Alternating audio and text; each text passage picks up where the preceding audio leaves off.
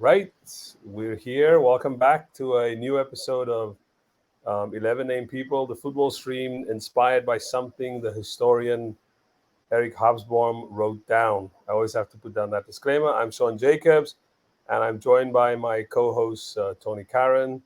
We're also joined today by a guest. This is our second guest in the history of guests, the economist Adam Abubakar. He is currently based at Wits University in Johannesburg, where he researches growth, inequality, and political economy of development. I took that off your Twitter account, and Right. he's an incoming fellow, so that's very concise at economics, the economics department at SOAS in London, and he did his PhD at the University of Massachusetts Amherst.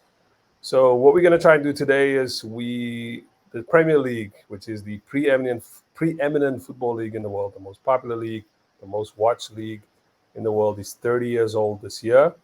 And so for today's show, we are offering three theses on the Premiership's 30th birthday. We want to talk about media, we want to talk about globalization, and we want to talk about money. On the last one, it's almost like we didn't plan it, but it just worked out that way to talk about who owns football clubs.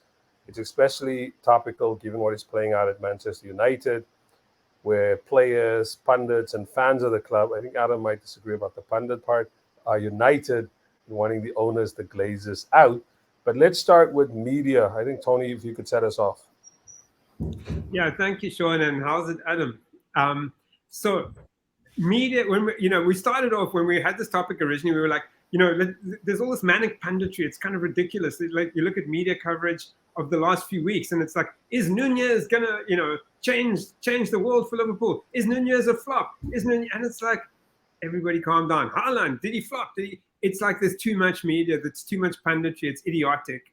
But wait, because I think that's a symptom of something much, much deeper. So thinking about, and okay, let's go back to something very important, because you mentioned Hobsbawm and 11 named players and the imagined community of millions made real by the 11 named players, right? That's the Hobsbawm quote. Well, Hobsbawm is channeling Benedict Anderson's idea about the nation, imagined community. And the key concept in that story, in that account, in that theory, in that take on what the nation is and how it's comprised is mass media. It can't exist without the printing press. It comes into being with the printing press, the nation in medieval Europe. Okay, hold that thought for a minute, because what I want to say is we would all agree as Reds, as lifelong Liverpool fans, that between us, probably far less than 1% of the Liverpool games we've ever watched, we've been in the stadium for, right? Football, for all of us, for the billions of people around the world that experience it as a media phenomenon. So media is quite significant to the way we understand that. So I was thinking, what do I remember about the first decade of the Premiership? Answer, absolutely nothing. Why? Because I was in the United States. At that time, there was no Fox Soccer channel. There was no cable channel in which you could watch live football. There was no streaming video on the internet. There was no smartphones. There was no social media. So basically, I switched off. I didn't follow the Premiership in its first 10 years, even though I'd been a Liverpool fan since 1974 in Cape Town. Interesting, in Cape Town, that meant BBC World Service Radio on a Saturday afternoon, Paddy Feeney, right, getting live commentary from games, reading Shoot magazine, and once a week getting on the bus and going to the White House Hotel, a brothel in Strand Street, Cape Town, where for R5 you could watch VHS tapes of the previous weekend's big match and match of the day, right? The BBC and ITN soccer programs, which, by the way, were the only way you could watch football in England as well. There was no live league game on TV in England until the mid-1980s.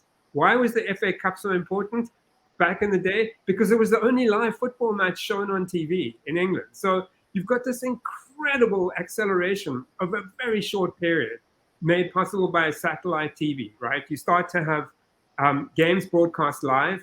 Was one in the late 80s. Sundays, always Liverpool because we were so good on Sunday. Then in the 90s, it's like more and more games being broadcast live. The Premiership is this global phenomenon precisely because of this explosion of media, but also it creates the kind of Aldous Huxley problem. It's not like we don't have enough information. There's far too much information out there. So every little moment, every little tick, think about the transfer window. We're as focused on football when there are no matches because of all of this stuff we're getting in the transfer window. Will United buy Casemiro? Will United buy Adrian Rabiot? Will United get Frankie de Jong? It's like you can sit all day on your phone and absorb all this information. And it means literally it creates a lot of space for a lot of rubbish.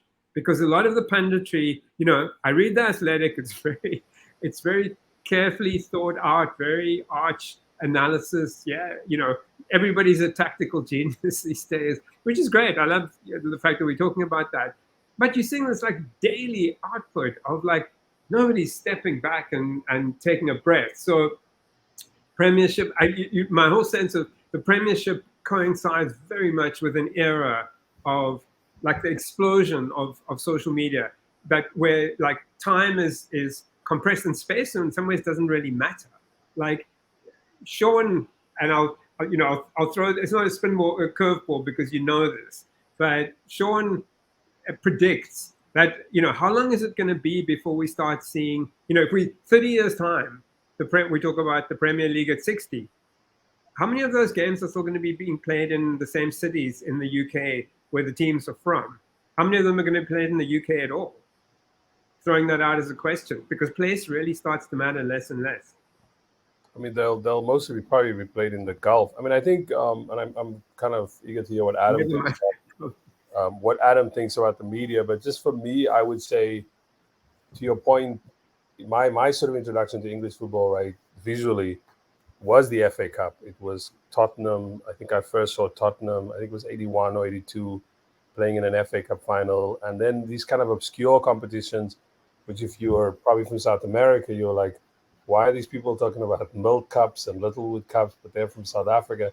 So that's the kind of the beginnings of English football. And you're correct. The Premier League, mostly, I think, just for people who are not familiar with that history, it's essentially like British football in the 1980s was kind of violent, bad stadiums. There was a lot of like fires. It wasn't great to go watch football. I don't think anybody in England.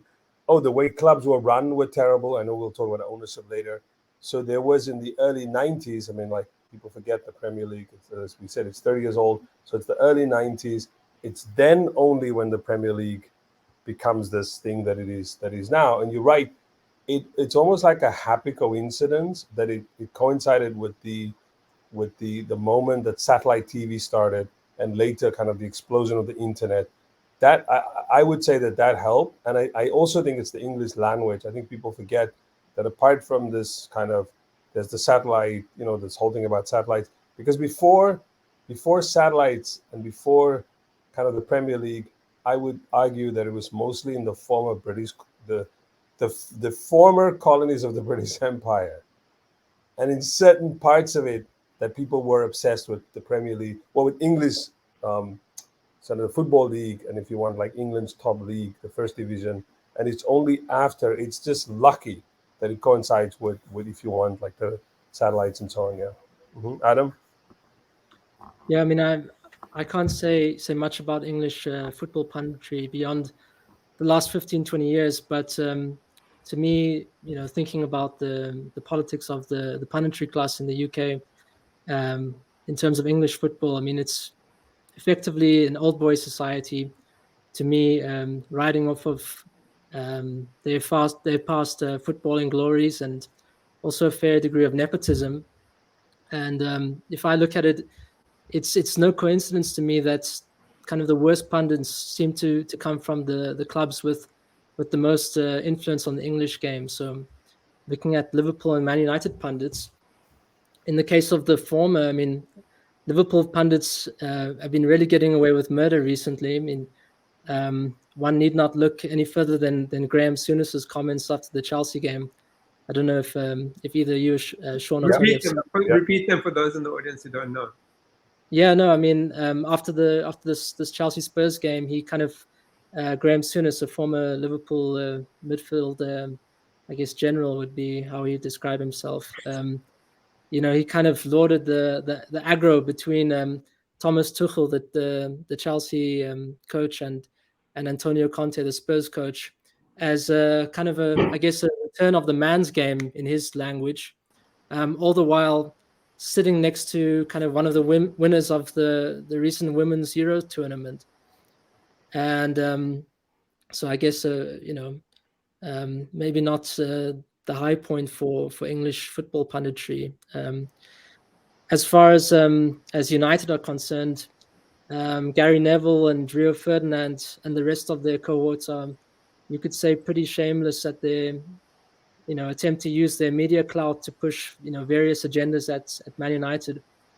These have mostly backfired, as in their kind of relentless advocacy for signing Cristiano Ronaldo to Man United. Um, so I don't know, as a Liverpool fan, who's I find some of this fairly amusing, at least the United stuff, obviously not the Sooner stuff, but these guys really don't get it. I mean, I think, yeah, with the United, you could see anybody who doesn't run around shouting "Sue" every time Ronaldo scores a goal, and they could see it was a pretty stupid transfer.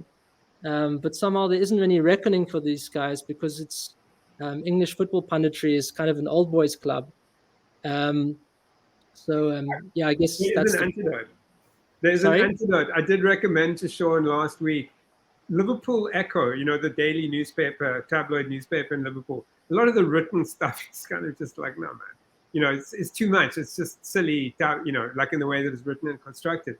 But that podcast called the Blood Red Podcast, where you're talking about journalists who've been watching the club for decades, and they really exemplify this idea that Liverpool has an intelligent fan base.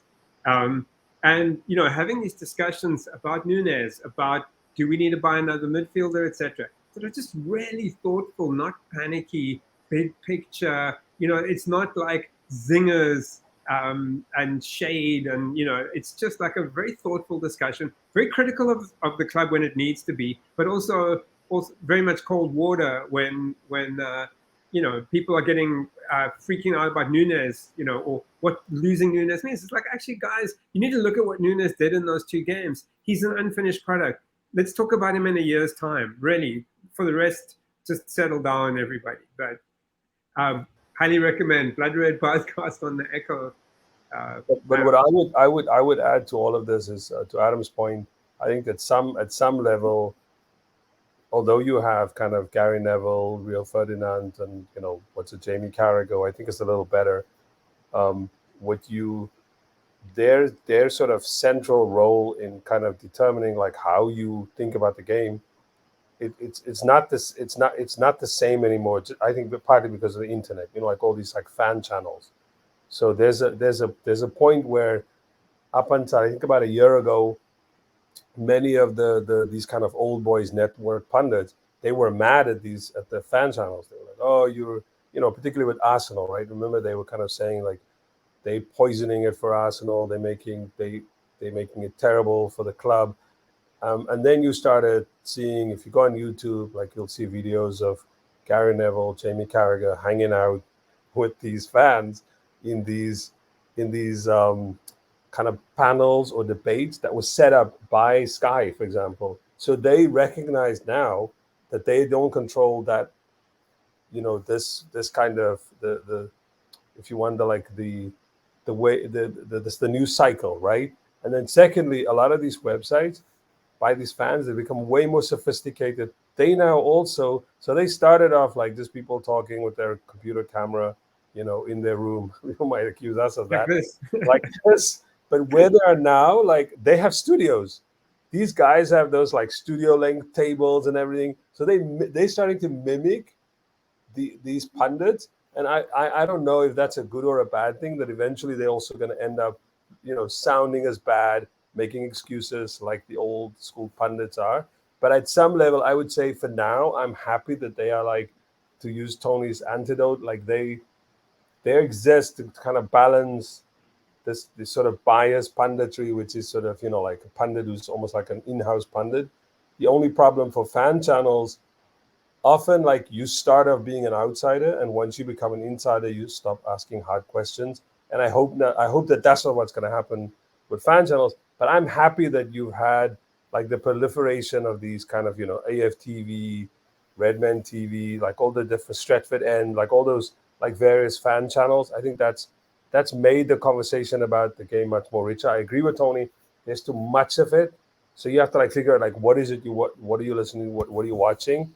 But I think it's better than what you this kind of very depressing landscape that you were describing, Adam. This one in which you have these like old school dudes, um, kind of it's self-referential. They're just talking back. They hear their voices kind of replayed back to them.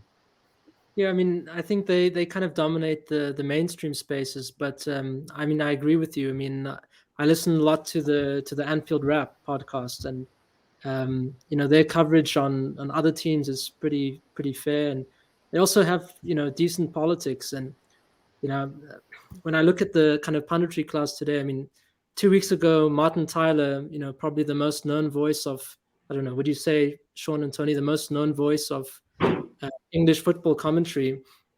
He associated the Hillsborough tragedy with hooliganism, kind of a Thatcherite narrative now widely seen as kind of an inappropriate form of victim blaming. And to be fair, pundits like Gary Neville and Jamie Carragher, they certainly can't be seen as aligned with the Tory party or anything like that.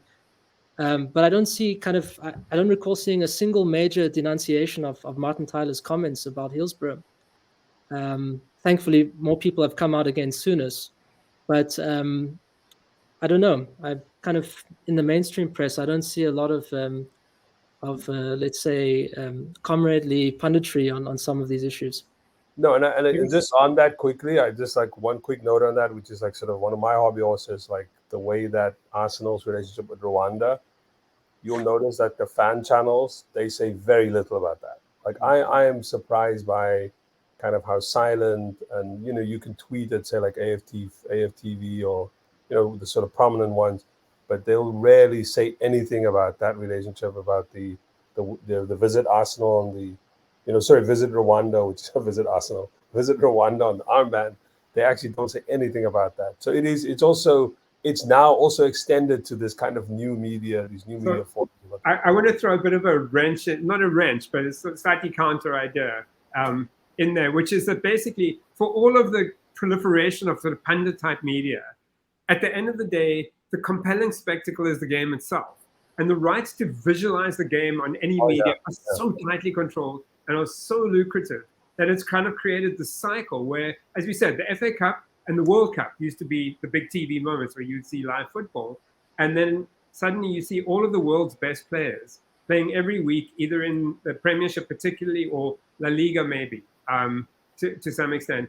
And so that also then generates the cycle of more and more money going into those leagues, and those leagues getting more and more powerful. It's come to the point now that I think if you look at the World Cup this year, we realize it's a minor tournament compared with European League football, with the Premier League, with the Champions League, etc. It's almost like it's this kind of. I was on a Jazeera podcast a couple of weeks ago, and I used the analogy of the UN General Assembly versus the UN Security Council, because the UN General Assembly is the symbolic gathering of all of the world, but doesn't really have the power. The power in the UN is within the Security Council, which is, for all sorts of reasons, especially nuclear weapons, etc., etc.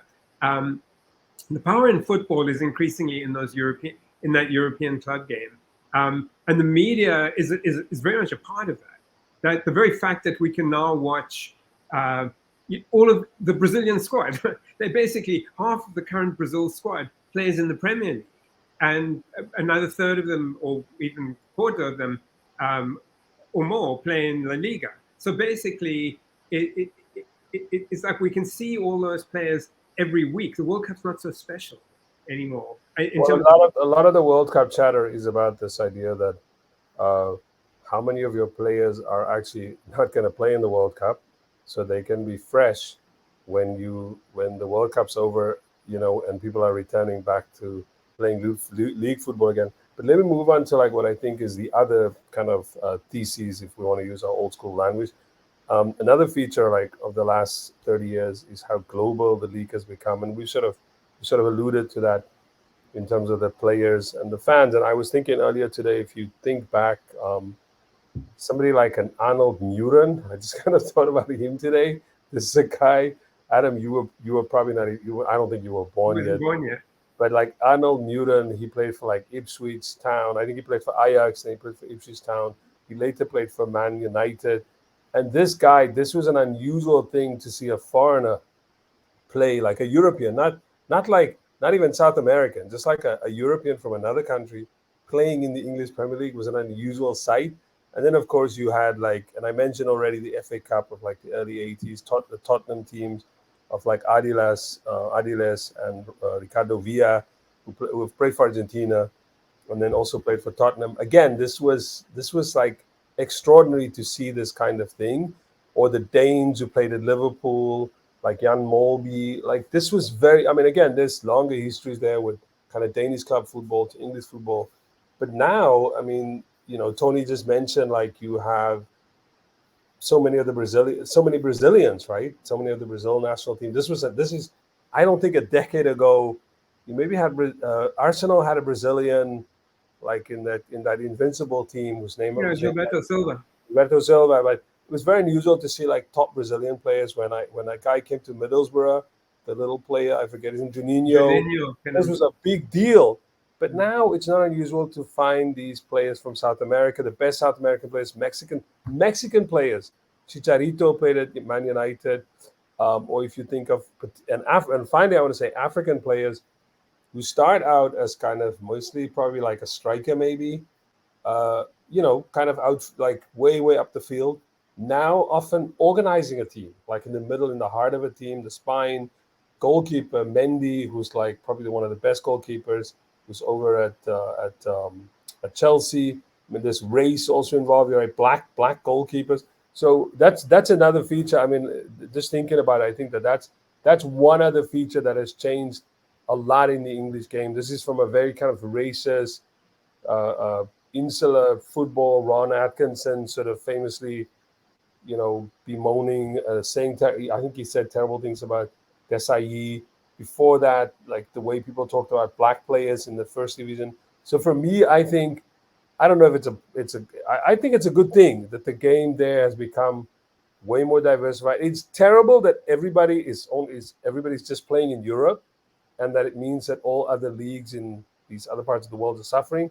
But I do think it is an interesting development that we've moved away from this kind of very insular kind of Brexit, like the if we want to but Brexit before Brexit league to this kind of very global league. but Sean, actually, as you just said there, like Africa, like nobody watches football, and not nobody, but very few people watch football in stadiums anymore. But literally, 400 million people watch the Premier League every week across the continent. That's like an incredible. So it's very much like people feel ownership of the Premier League, of the players, of the teams, etc. I mean, it's a strange phenomenon, but it's like we were joking last week about where you see Arsenal shirts popping up in world news photographs, like wherever anything's popping off anywhere, there's always somebody. Well, there was a tweet. I forget her name, but there was a tweet by an economist, I think, or was she an economist? Mariana Mazzucato. Yeah, or geographer. I don't know what her academic position is, but where she said Brazil basically has like seven. Sorry, Arsenal has seven Brazilians in the team now. Like that's an unusual kind of thing to think of. Like Hmm? what you said in the last episode, what you said about Arsenal moving from this kind of like Irish team to this kind of mostly black French team, and now we're like where Arsenal is still, they still think of itself as a North London club with this sort of North London identity, but like who's representing it on the field is that there's almost seven Brazilians on the field. So that's like I think that's another interesting and fascinating change with the Premier League. Yeah, there were no Brazilians in the English First Division, none like that before the Premier League.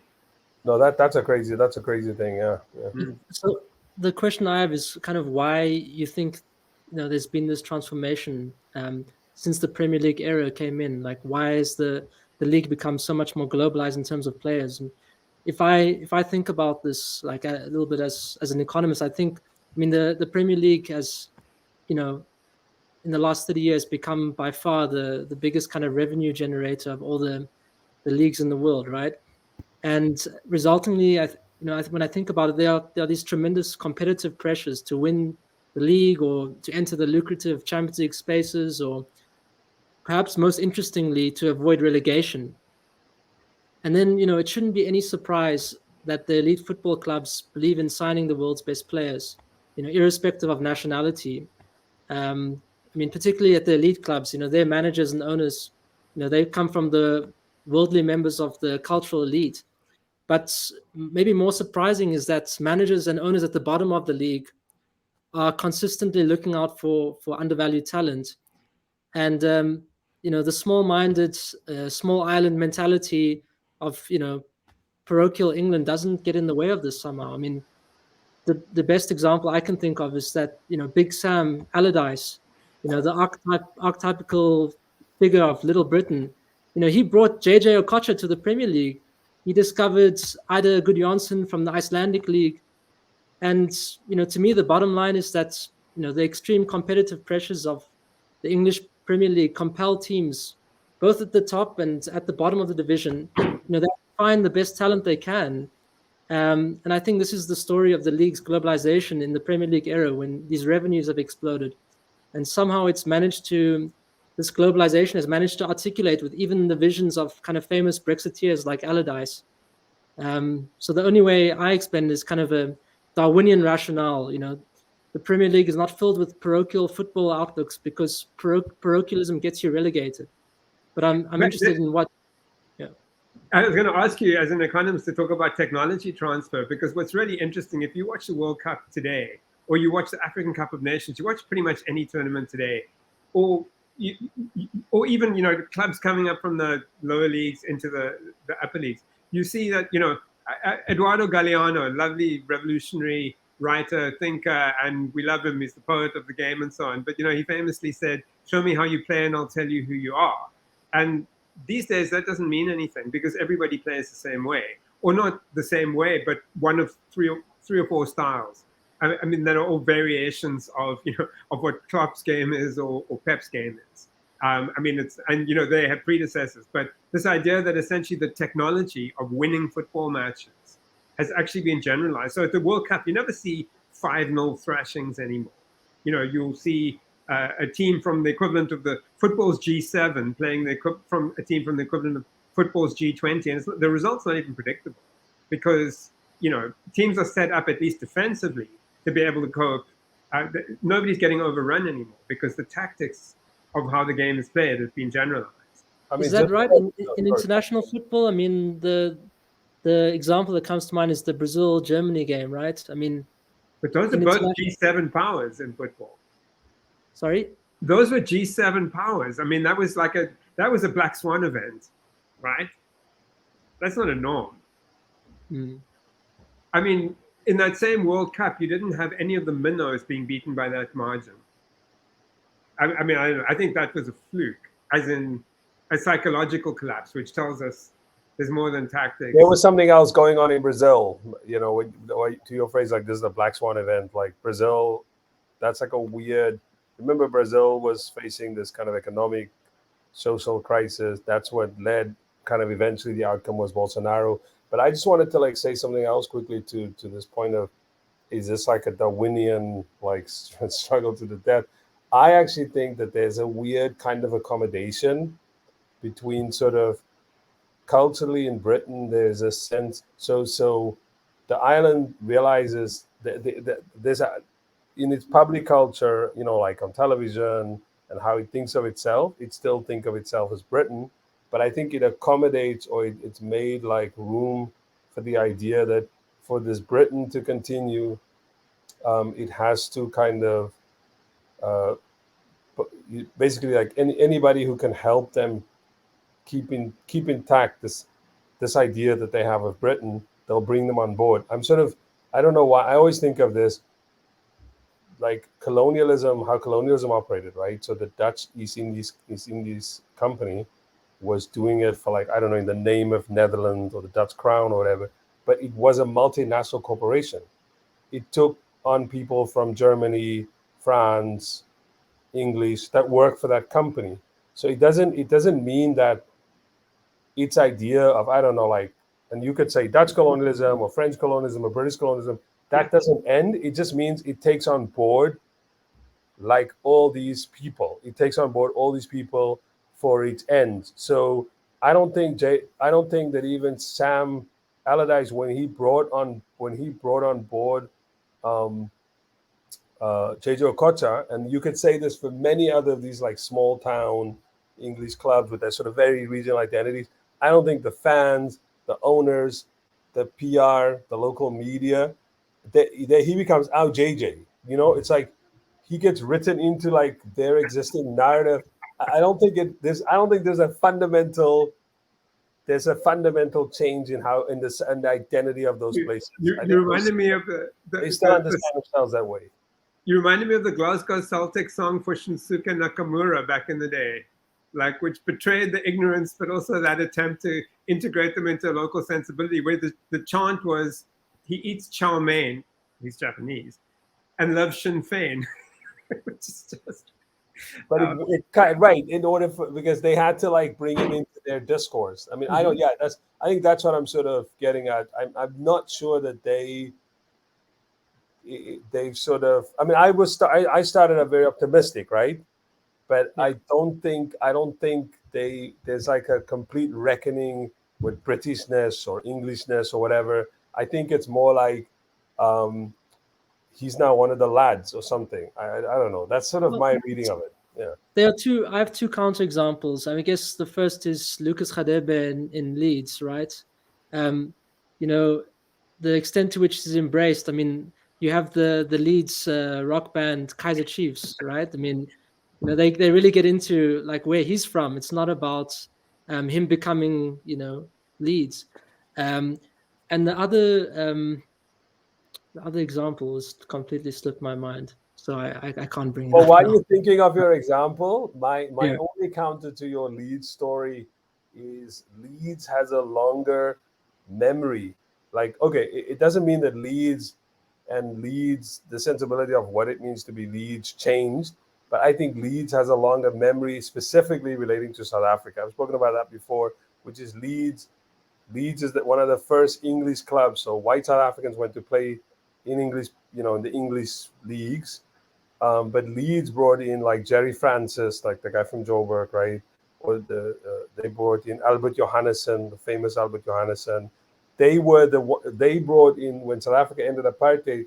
They brought film as well. It wasn't the formal, like it wasn't '94. It was '92. Like FIFA brought South Africa back into world football. But they were the first clubs in England, one of the first clubs in the top tier of English football to bring Khadebe and Phil Masinga, because there's a long history. I think that that's my, and even now, until he left, Calvin Phillips, there's like murals where it was like Albert Johannesson, Lucas Radebe, and Calvin Phillips as these kind of like iconic figures in sort of the Leeds popular mind. Again, I'm not saying, I mean, I've been to Leeds, and I actually went to watch, one time I went to watch Leeds versus Barnsley because Eric Tinkler was playing for Barnsley. It's another long, I don't know why he did it.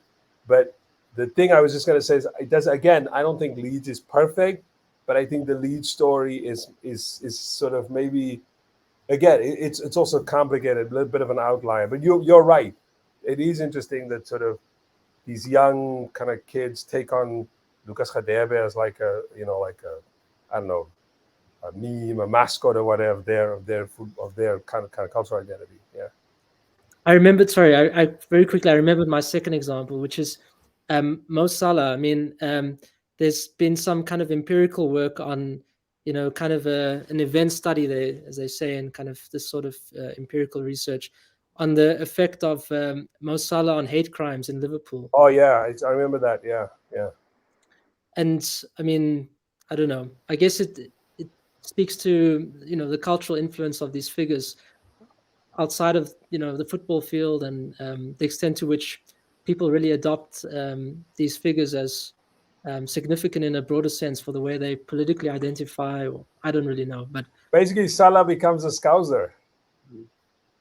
More No, but I Salah. think it's also, I mean, and this goes back to, remember when Papi Cisse was at Newcastle, and when he scored, and Demba Ba, And when Papi Cisse, every time he scored, he would make salahs like Mohammed Salah would do the prostration prayer, right? And then you started seeing these kids in like playgrounds in Newcastle scoring in the park and doing the same. It was like sort of, yeah, it's definitely I get what Adam is saying, but I was gonna changing the subject again for a moment because of the uh, you know Hobsbawm spirit of the show.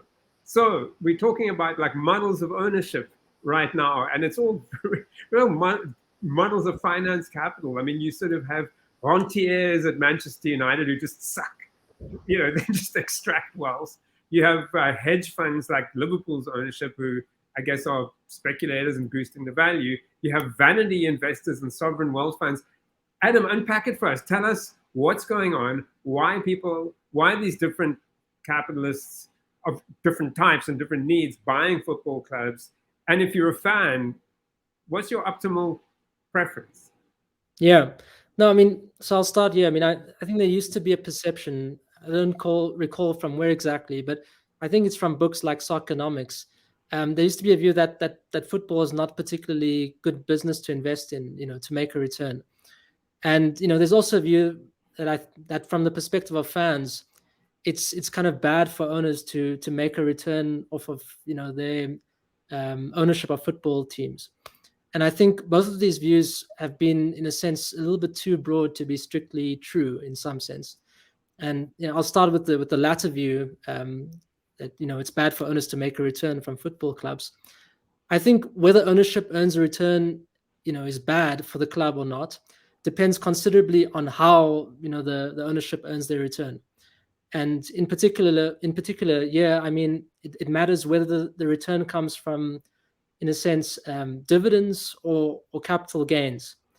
So dividends take income out of the club that could potentially be reinvested, whereas the capital gains reflect a return on investment from an appreciation of the value of the club. And ultimately, what matters for the valuation of the club is firstly the club's on and off field performance. So have the club recruited valuable playing staff? Has the value of the stadium been maintained by upgrading its facilities? Is the club's brand in a good state because the club's winning tournaments, or that sort of thing?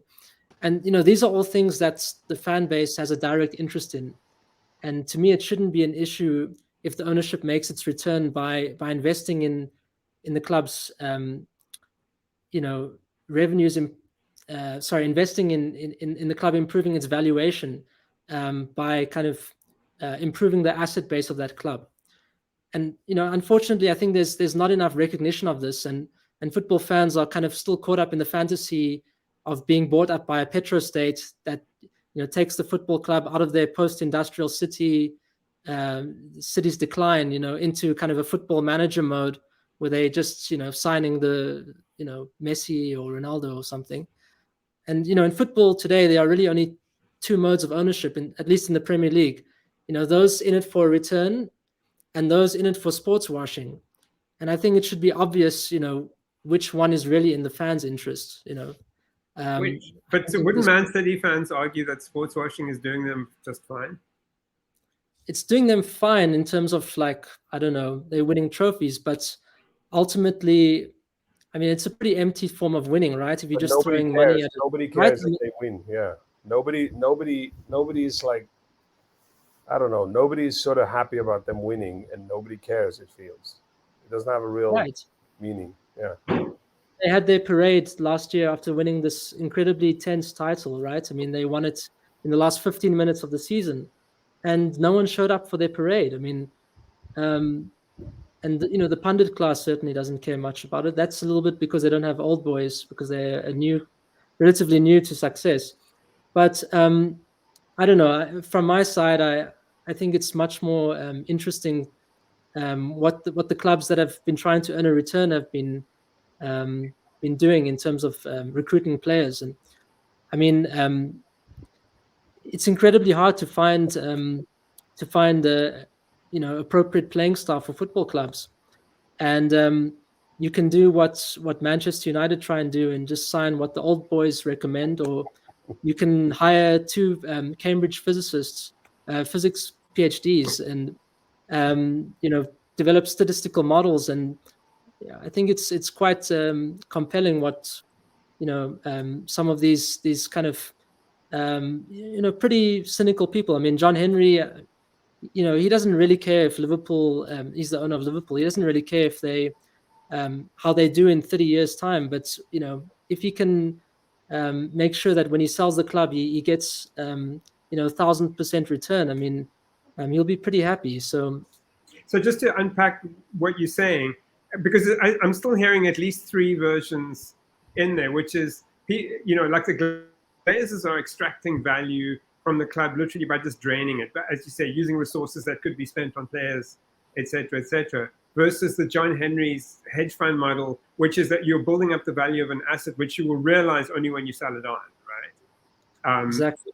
And then there's the sports washing or vanity oligarch type model where you're doing a version of the latter. So your motivation may not be the value when you sell it on, but you're looking for other forms of sort of branding yourself, Before you answer, I just want to also suggest for the sports washing, for what you call sports washing, like i.e. when the state does it, I and again, I'm not, because I'm trying to complicate that state model.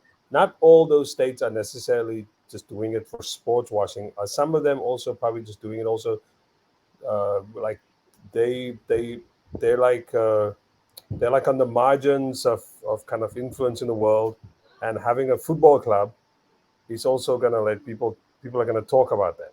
You know what I'm trying to say? So it's not always.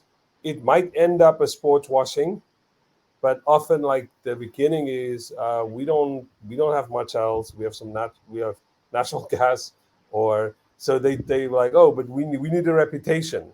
We need something. We need people to talk about us in some way. We need influence. If we own a football club, that's influence. I think rather than we are just trying to, you could argue the Saudis. That's sports washing.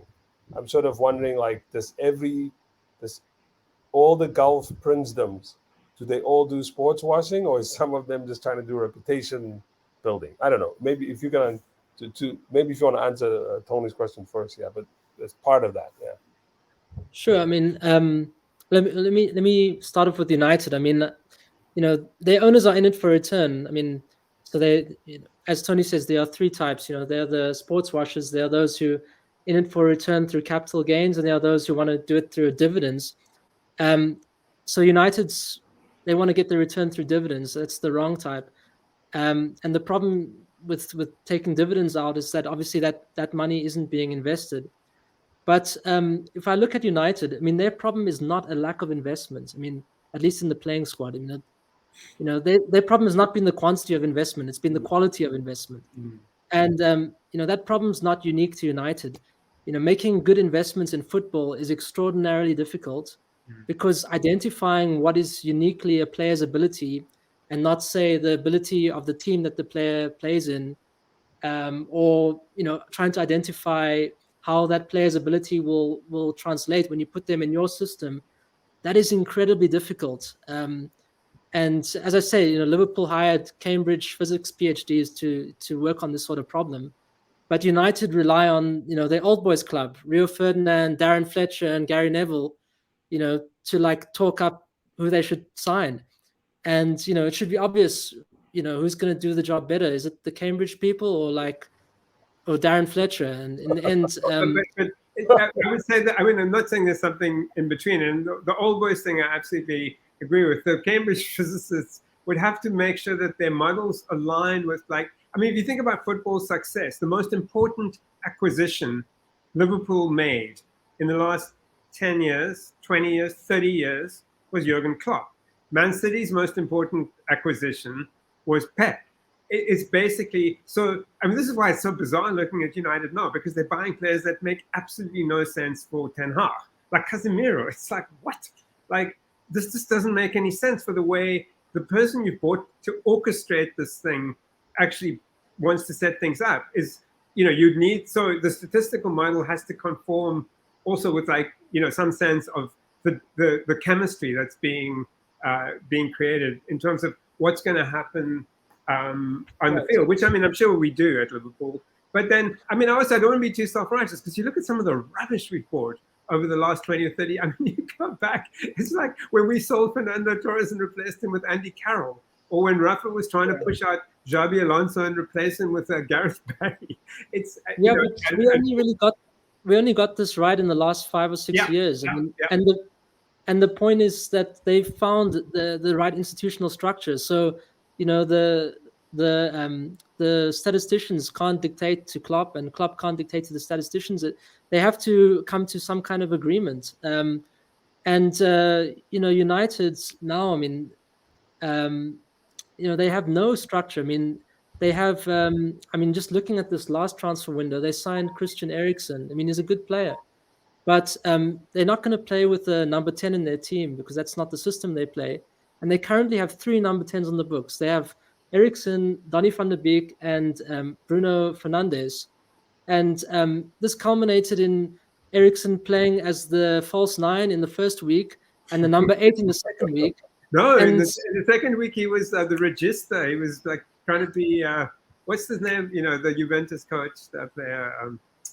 Sorry, the classic Italian And they deep also line they also playmaker. ended up playing them all together. I just want to get back to this money thing. So, are you saying are you saying that in your estimation, like the best model is the John Henry model? Then, I mean, I wanted to ask about other models. Like people love to say, and I like to hear your comment about the way like German football clubs are owned and run. That might be, and I know that's also like a cliche now. But just if you thinking of the Premier League, you're saying no to the Glazers, no to sports washing, and the best kind of model is this kind of John Henry model. And is John Henry the only owner, just from like off the top of your head right now in the Premier League, that acts like that, or are there others who are kind of also operating this way? I mean, I think Brentford is an interesting one. They have kind of quite an interesting way of signing players. I think they've made some interesting innovations to get to the Premier League. But out of the top six, I mean, it's really looks a bit chaotic. I mean, Arsenal. I mean, in the last few years, they've signed Nicola Pepe for over 70 million. They've had a lot of churn. I mean, they did decently in the last season, but it's not clear that they have any kind of long run financial model that's gonna. Like this season, it looks like their owner is, because before this, their owner was seen as somebody who's just like taking his dividend, like taking his money. And now people might argue, I'm just saying, like in the popular mind, on their sort of among their fans, suddenly they all love the Cronkies, and the Cronky is now Cronky. I'm not full on, but I think in this sort of popular mind, he's moving to a sort of a hedge funder, like or like a. But he's also interested now because his son was in the documentary, although it was like for 5 seconds. Like now he's interested in investing in the club, building the club, and winning. Whereas before he was just seen as somebody taking money. I think broadly speaking, their problem has been a little bit similar to the United problem, which is that they've been kind of malinvesting. They haven't spent their money on players that actually fit their problems. But they seem to be getting it right in the sense that they're buying young players, they're promoting from their academy, and their team has generally had an improvement. Um, so, I mean, it's hard to really fit them into one category or another. Um, the other kind of example that's worth thinking about is the new Chelsea owner. I mean, he's appointed himself as the director of football, and He wanted it's CR7 and he wanted. Well, people make fun of him. They say that he thinks he's still in like an American sports league where he can just kind of trade players, where he doesn't understand that that's not how the other clubs, they want money, they don't want players. So that he doesn't have a full understanding of like the English Premier League. But to your point, he's now being sort of seen as somebody who takes football seriously. If that is that what you're trying to suggest? no. I mean, what I'm trying to suggest is that he's kind of he hasn't set up a structure at all that that kind of promotes the long run success of Chelsea. I mean, it's not sustainable that the owner is doing transfer negotiations and deciding which players to buy, because they just don't have the expertise. You And could you can totally see it. Like I mean, like they have Chilwell, who's like one of the best English left backs, and they go and buy Cucurella. So it's like, what are you telling Chilwell? Like, um, but I mean, yes, and then it wouldn't shock me at all to see Chelsea, and if this doesn't happen, it's okay. It's just that I'm just saying it wouldn't shock me to see Chelsea move in and try and hijack the Casemiro deal because it wants him because this guy clearly has no idea what's going on. yeah, he's just throwing his name in for everything. So I mean, yeah, I guess there's quite a few different stories going on. Tottenham, they had a kind of really chaotic period, but they hired the right manager, and he's getting results, and then everything starts to look fine. So there's a fair bit of like idiosyncratic aspect to all of this, and I guess one important caveat on my story of kind of it's okay that some of these guys are looking to earn a return.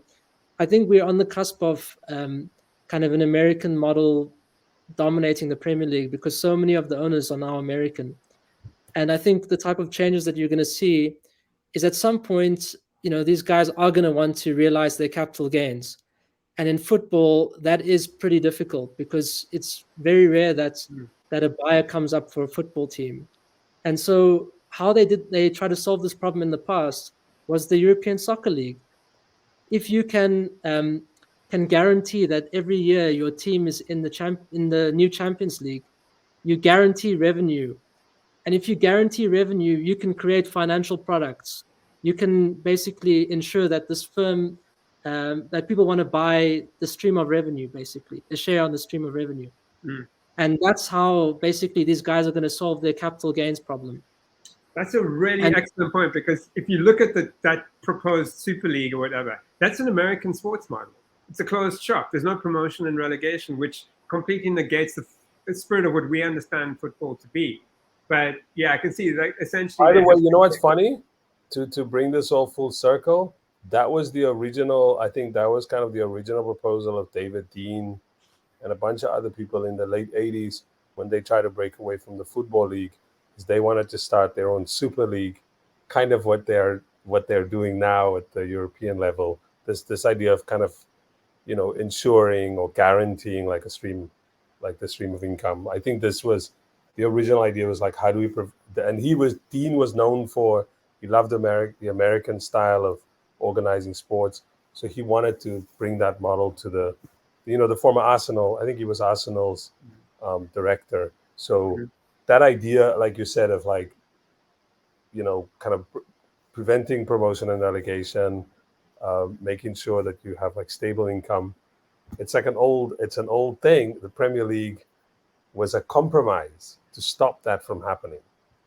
And now they tried their luck again, but for now they're being stalled. Yeah. I like Adam's point of this is an asset bubble, I guess, or ultimately something is going to have to change dramatically in order for the capital to realize itself. Is really interesting note to end on. Yeah, and I like the title of this episode. If we're ending it right here, I think the title of this episode is called "The Old Boys Network." I think it's the old boys clubs. I think it's something about old boys in there, about this 30-year thing. Not late capitalism. Not late capitalism. Thank you very much for joining us, Adam. I know it's late where you are. Thanks for coming out. This was fun. Thanks, man. Take it easy. Thanks for having me. It was great. Okay, see you. Okay, bye.